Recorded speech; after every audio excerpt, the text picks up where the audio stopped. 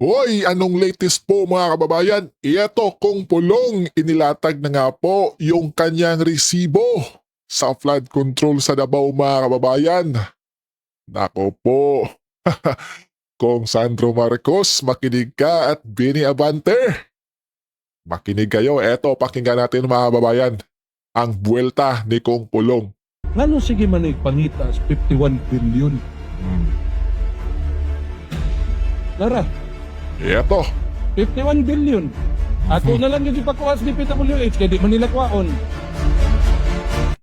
nako po mga kababayan niya. Oh, nilatag na nga po ni Kong Pulong dahil hindi raw nila kinuha sa DPWH mga kababayan. Di ba? Naghahanap sila ng resibo pero hindi nila kinuha. Eto, nilatag na po ni Kong Pulong mga kababayan. Sampal sa mukha to. Ninapante at etong si Kong Sandro Marcos mga kababayan. Yung pabebeng anak ni Baby M. Ano po? What did you Sabi say? ni Pulong Duterte, cover-up move na naman daw po itong pag-resign ni Speaker, tapos kayo raw po pumilit kay Boji. Naku ma'am, baka-style niya yun nung anak siya ng Pangulo. Pero I can assure you that we are consultative with all the party leaders. Pwede mo silang tanungin. We met for plenty of weeks.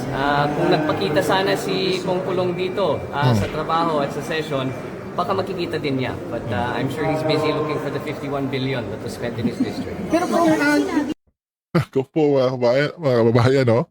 Oh, humirit din, no? Itong si Kong Marcos mga kababayan kay Kong Pulong, no? Di ba? Oh.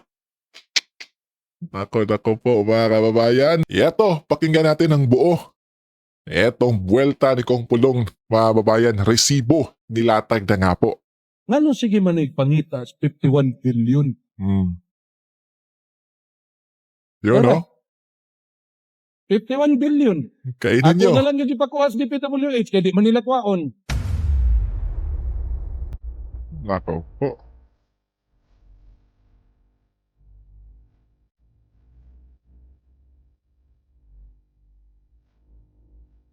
Sa puso ng unang distrito ng lungsod ng Davao, makikita ang kwento ng pagbabago at malasakit.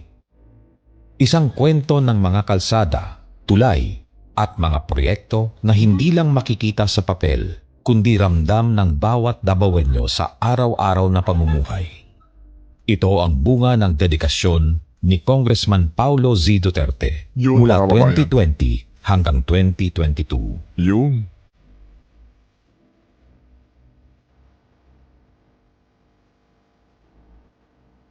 May mga bumapatikos, Eto na, kabayan. mga nagdududa, pero nananatiling matibay ang katotohanan.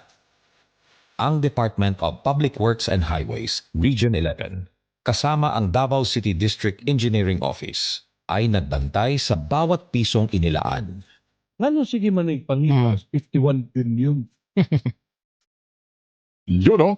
Lara, 51 billion. Ato na lang yung ipakuha sa DPWH kaya di man nila kwaon. Oo. Mula taong 2020 hanggang 2022. Mahigit 49.8 billion pesos ang nailaan para sa infrastruktura ng lungsod. Mga proyektong nagbago ng itsura at takbo ng Davao.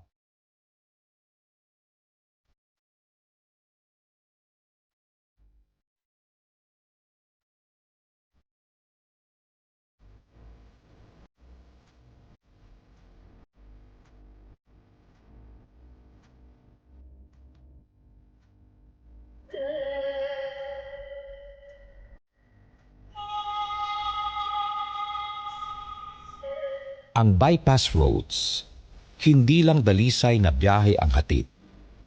Sa mga barangay na nadaanan, nagbukas ito ng oportunidad mula sa tindahan hanggang sa farm-to-market roads. Ako kasi kausaban sa mga hindi sa siya payo, sa nakasemento. Kaya siya, makagawas ng miday sa gawas, makadisplay. Napaningkamutan man niya nga masiminto. Di apod sa pikas. Obserba lang ako nga na-open ang mga kalsada sa bukid. Dako yung tabang sa mga taga-dere, sa Malaking taga-bukid. tulong talaga mga kababayan. Isa sa pinaka-pinapangarap ng Davao, ang Coastal Road.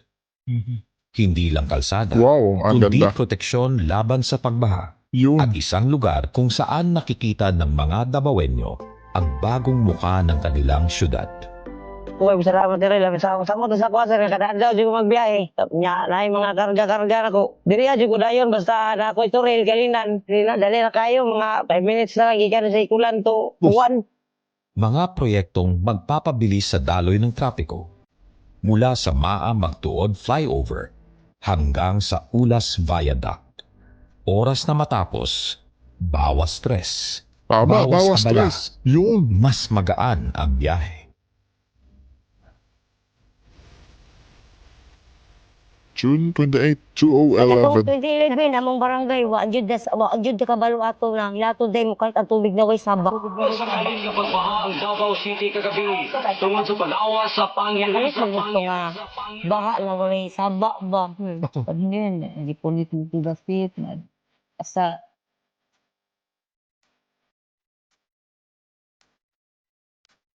Dili tubig ang hampak ato kadlaw. Unang pamilya ang totally washed out ang mga bahay. Samantalang patuloy pa sila sa city government ang sinasabing 50.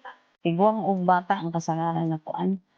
Ang tubig na sa Bulakok dito baha nga baha ang sa tong klase.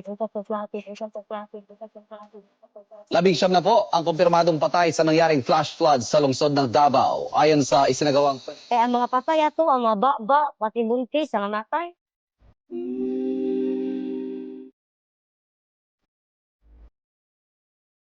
Pero eto na ngayon mga kababayan. No?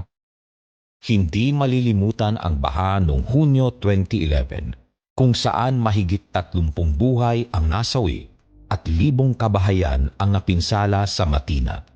Kaya't higit 10.5 billion pesos ang inilaan para sa flood control. Proteksyon ito para sa mga pamilya at kabahayan. Nindot o wapo ang Maganda. sayon na pagkuan sa tubig dili na diso kay patong wala pay daik ma'am bag-ulang ang kanang sugod ang ulan magkuan ni sige na ni og pangingi kung unsa na ang tubig diri sa Mabinat Kusing kay abot mo ni dito sa tuyok ang tubig pa ini dito sa Naku Kusing. po.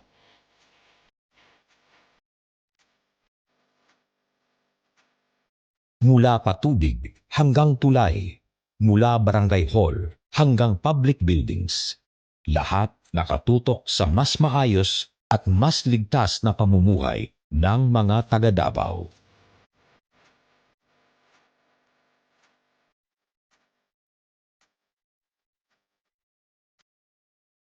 On our part, we are doing the best we can to monitor all these projects and then to make sure that they adhere or ginasunod nila kung unsa nasa mga plano based on our quality standards.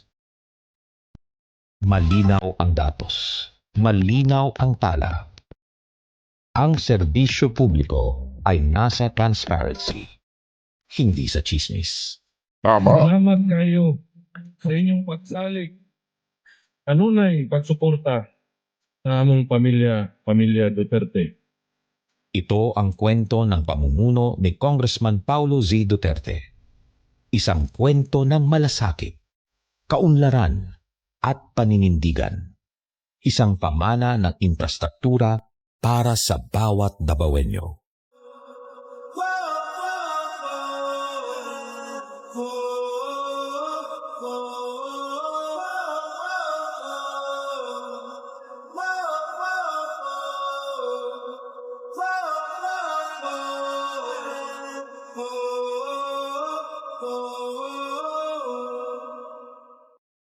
At yun na nga po mga kababayan, no? Grabe, sobrang ganda talaga ng Davao mga kababayan.